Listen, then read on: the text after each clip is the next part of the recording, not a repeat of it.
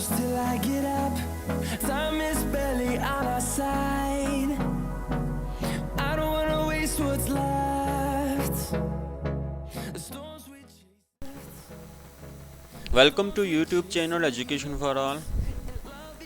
दोस्तों, आज की क्लास में हमने SST secondary school teacher federal public service commission batch 2 2018 के पेपर को सॉल्व करना है।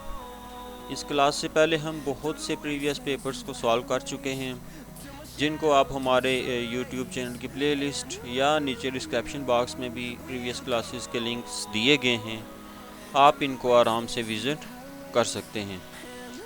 तो आज का हमारा जो पेपर है federal public service commission secondary school teacher batch 2, और हम इससे पहले बैच 1 को भी सॉल्व कर चुके हैं। और अगर आप बैच 1 को विज़िट करना चाहते हैं तो आप हमारे यूट्यूब चैनल की प्लेलिस्ट या नीचे डिस्क्रिप्शन बॉक्स में क्लास नंबर 17 को विज़िट करें।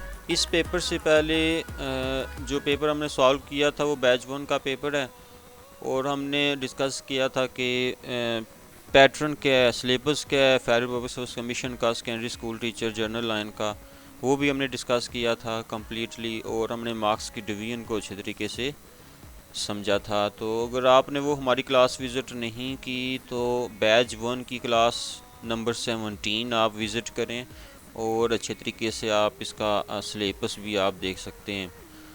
तो जिन दोस्तों ने अब तक हमारा ये यूट्यूब चैनल सब्सक्राइब नहीं किया, अगर आप लोग चाहते हैं कि आपको federal public service commission, Azad Jammu and Kashmir public service commission, NTS और पंजाब पब्लिक सर्विस कमीशन के पास्ट पेपर्स पर लेक्चर्स वक्त पर मिलते रहें, तो आप जल्दी से हमारे इस यूट्यूब चैनल को सब्सक्राइब कर लें, बेल आइकन को प्रेस कर दें ताकि आने वाली लेटेस्ट वीडियोज़ आपको वक्त पर मिलती रहें।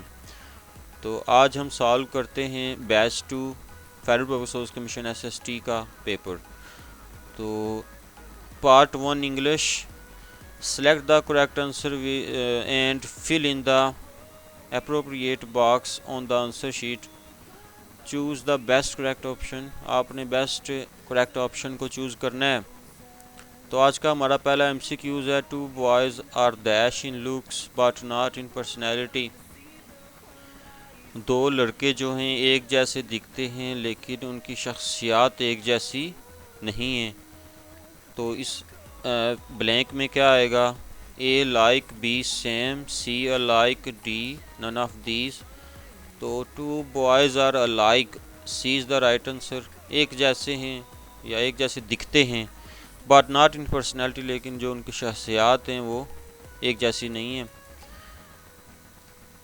क्वेश्चन नंबर 2 है, she lives dash Albert Street, A in, B at, C on, D none of these। तो she lives in Albert Street, A is the right answer।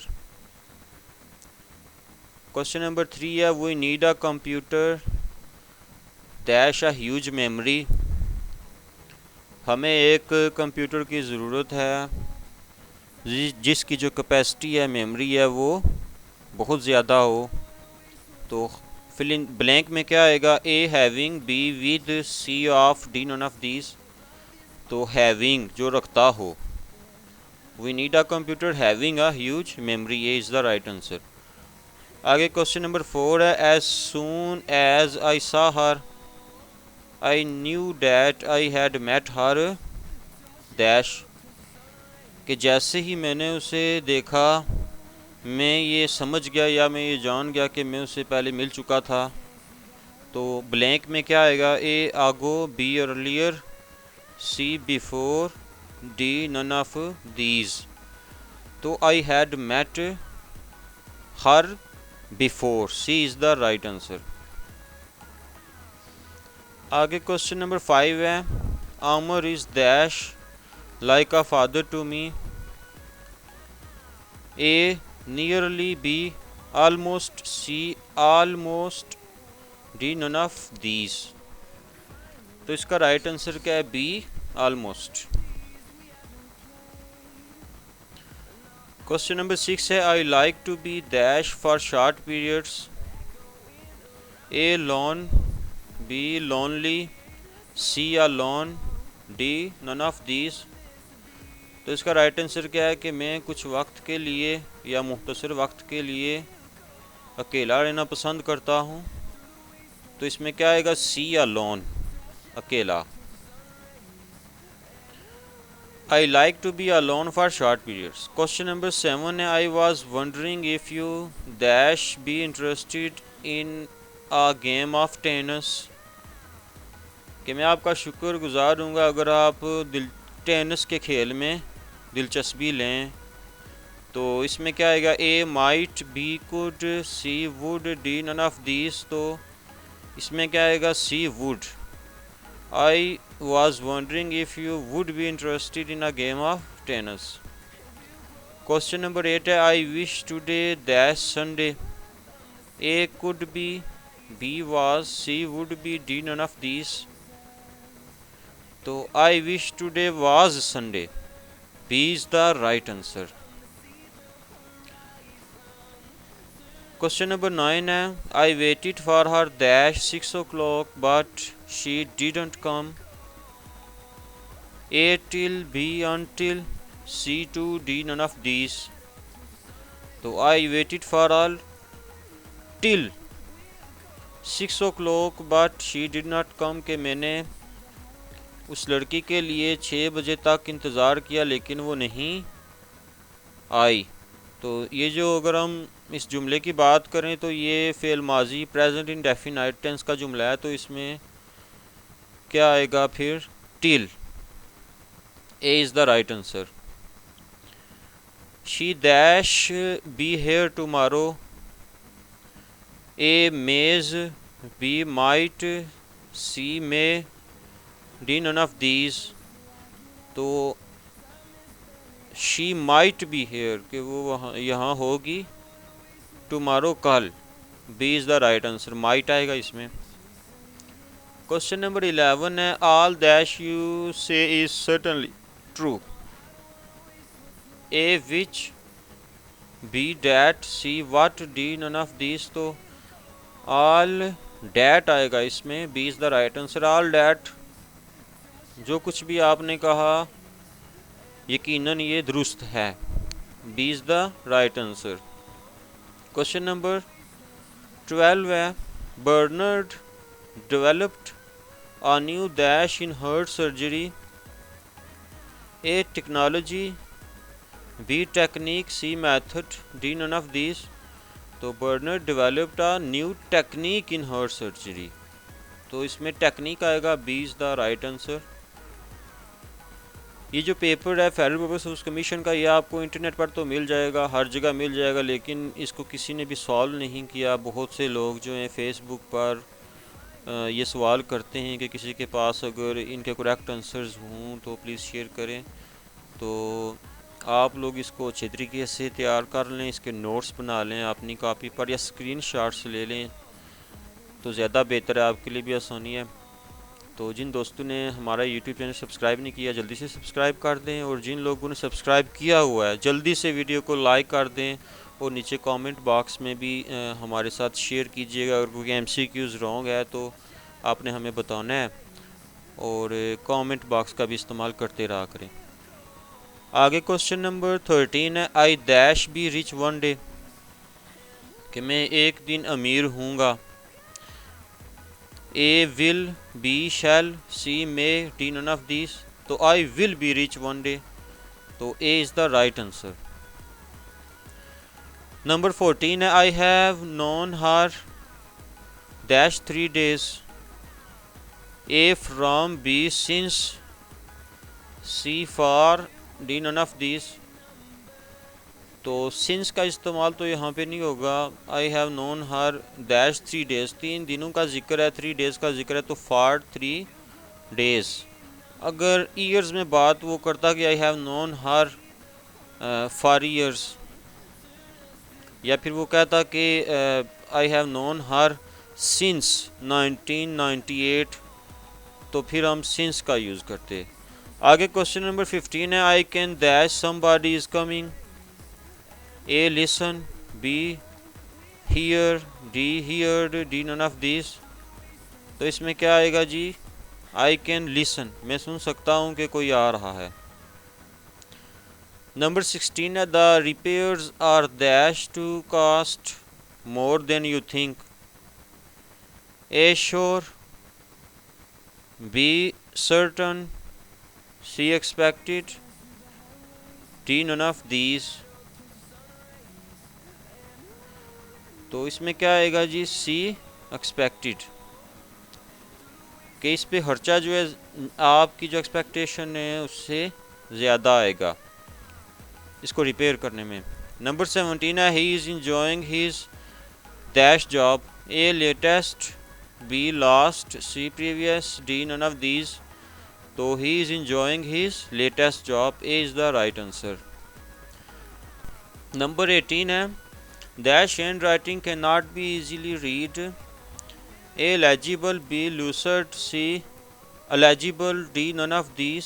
कि इसकी जो लिखाई है आसानी से पढ़ी नहीं जा सकती, मतलब इतना अच्छा नहीं लिखता। तो C is the right answer, अलेजिबल, मतलब जो चीज़ अच्छे तरीके से पढ़ी ना जा सके, वाज़िया ना हो, C is the right answer.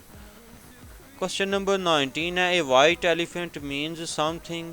A very beautiful, B useless and costly, C looks ugly, D none of these. तो वाइट एलिफेंट का क्या मतलब होता है, useless and costly, B is the right answer. Question number 20 है normally an individual thunderstorm dash about 45 minutes. A ends, B last, C remains, D none of these. Normally an individual thunderstorm remains about 45 minutes, C is the right answer। तो दोस्तों ये था हमारा part 1 जो कि English पर मुश्तमिल है और इसमें 20 मार्क्स के MCQs आते हैं।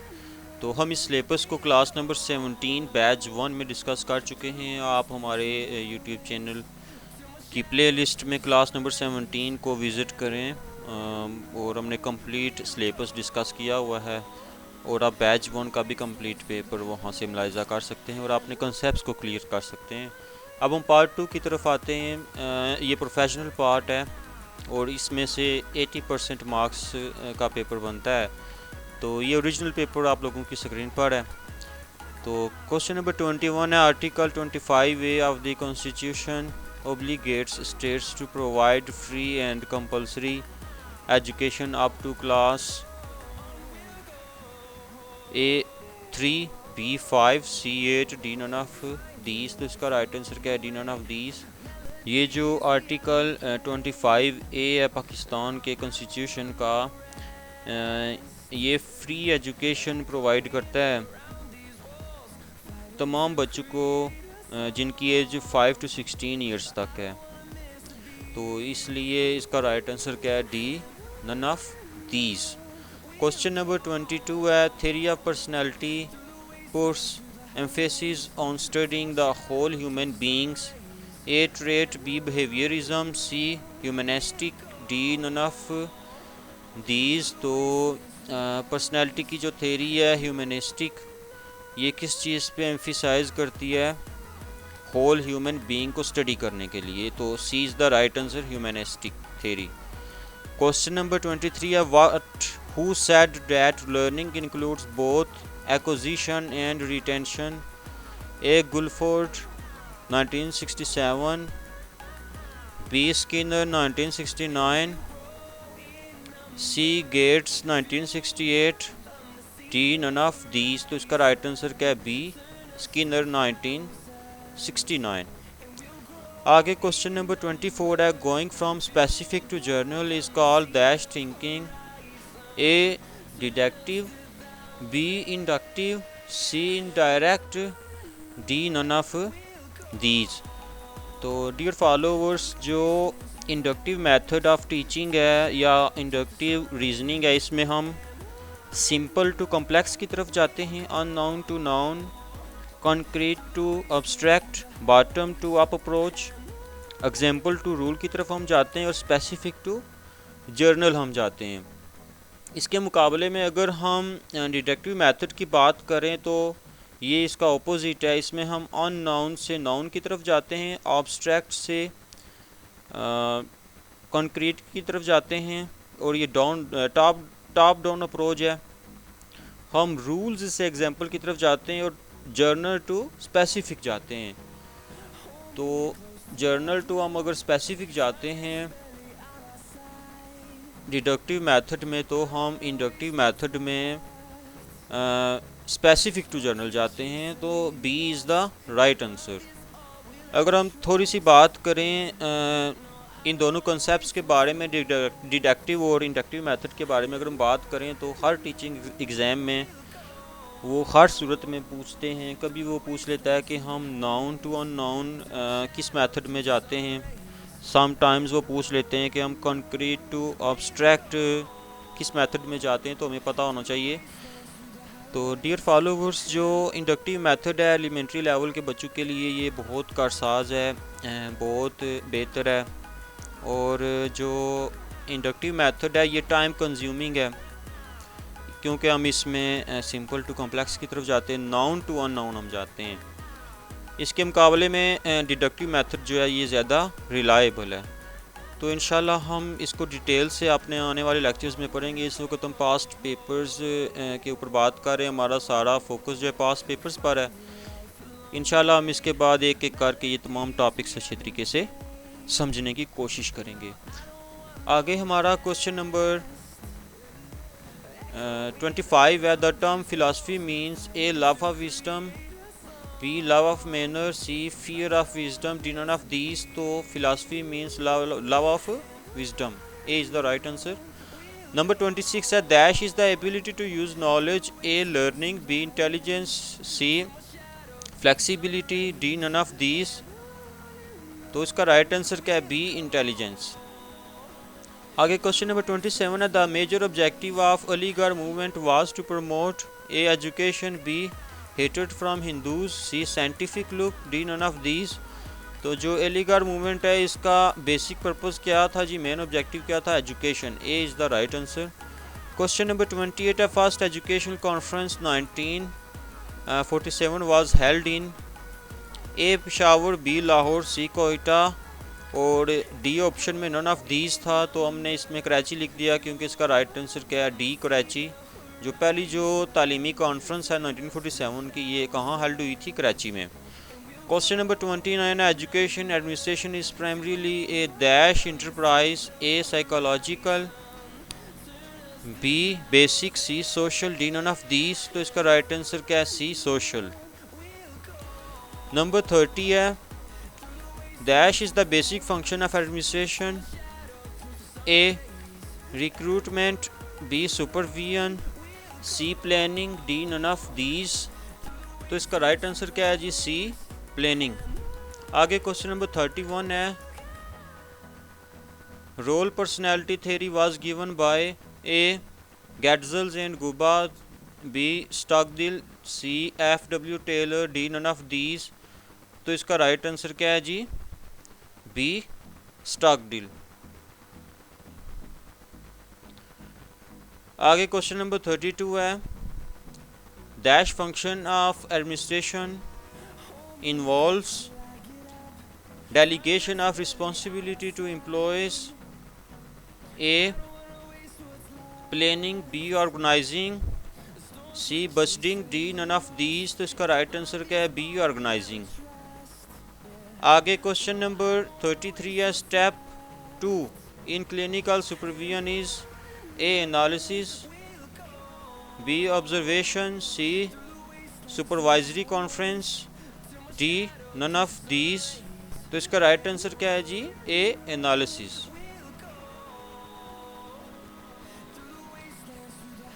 आगे क्वेश्चन नंबर 34 है। How throne studies were conducted between 1927 to 1932, B 1985 to 1987, C 1970 to 1980, D none of these। तो इसका राइट आंसर क्या है? A 1927 to 1932। आगे क्वेश्चन नंबर 35 है। Dash is a regulatory process directing the activities of an organisation goals to achieve specific goals, A controlling, B staffing, C planning, D none of these। तो इसका right answer क्या है? A, controlling. आगे question number 36 है, education supervision means A, assistance in development of teaching learning process, D, disciplines through which we control affairs of others, D, both A and B, D, none of these. तो इसका right answer क्या है? Both A and B. हम इन MCQs को जल्दी से इसलिए सॉल्व कर रहे हैं कि ताकि हम ज़्यादा से ज़्यादा एमसीक्यूज़ को सॉल्व कर सकें। हर एमसीक्यूज़ को अगर हम डिस्कस करें तो वीडियो बहुत ज़्यादा लंबी हो जाती है और बहुत से दोस्त वीडियो को मुकम्मल तौर पर नहीं देखते। तो आपसे गुजारिश है कि वीडियो को शुरू से एंड तक आपने हर सूरत में देखना है। नंबर 37 है, top management works on A, strategic plan, B, corporate plan, C, budgeting, D, none of these. तो इसका राइट आंसर क्या है जी? A, strategic plan. नंबर 38 है, a strategic plan is also called A long term plan, B, short term plan, C, both and B, D, none of these. तो इसका right answer क्या है? C, both and B. Question number 39 है, first step in the planning process is to A, set an objective, B, evaluation alternatives, C, determine strength and weakness, D, none of these। तो इसका right answer क्या है जी? set an objective, A is the right answer।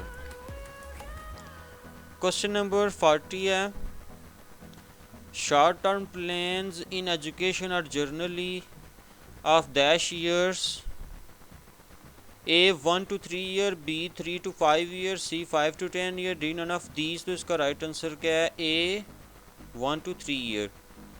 आगे question number 41 है, Who said this education planning in its broadest generic sense is the application of rational systematic analysis to the process of education development? A, Ziegler, B, Adam Cart, C, P.H. Combs, D, none of these। तो इसका right answer क्या है जी? C, P.H. Combs। Question number 42 है, planning AIIMS and creating an adequate दैश situation, A, past, B, present, C, future, D, none of these। तो इसका right answer क्या है? C, future.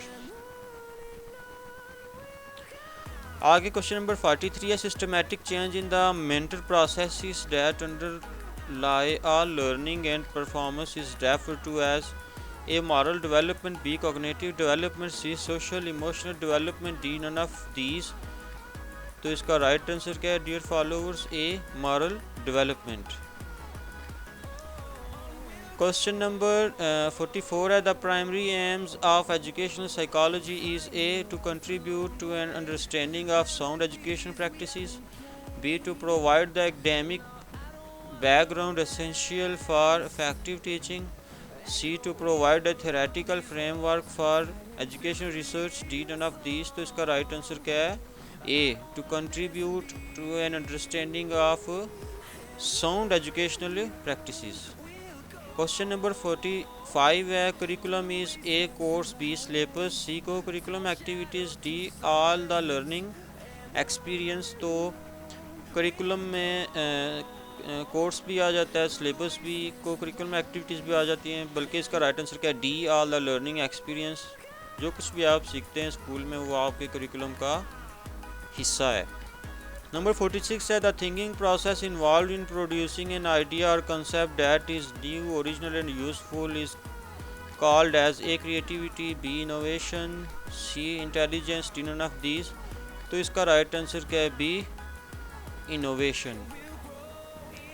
Question number 47 है, which one of the theories of intelligence advocates the presence of general intelligence, G, and specific intelligence, S, A, Spearman two-factor theory, B, Vernon's hierarchical theory, C, Guilford's theory of intellect, D, none of these। तो इसका right answer क्या है? A, Spearman's two-factor theory।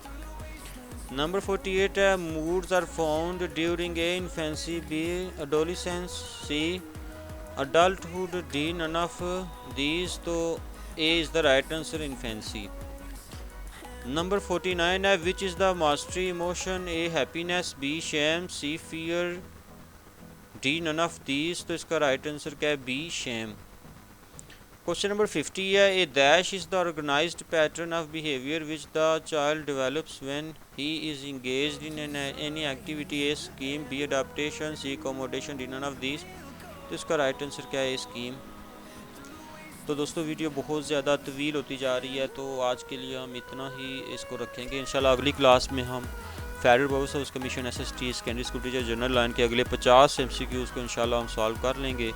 तो जिन दोस्तों ने अब तक हमारा यूट्यूब चैनल सब्सक्राइब नहीं किया, अगर आप चाहते हैं कि आपको federal public service commission, Azad Jammu and Kashmir public service commission, NTS Punjab public service commission के प्रीवियस पेपर्स पर कंप्लीट लेक्चर्स मिलते रहें, तो आप हमारे यूट्यूब चैनल को सब्सक्राइब कर लें, बेल आइकन को प्रेस कर दें ताकि आने वाली लेटेस्ट वीडियोज़ आपको वक्त पर मिलती रहें. इंशाल्लाह अगली क्लास के साथ आपके खिदमत में हाजिर होंगे. अल्लाह हाफिज़.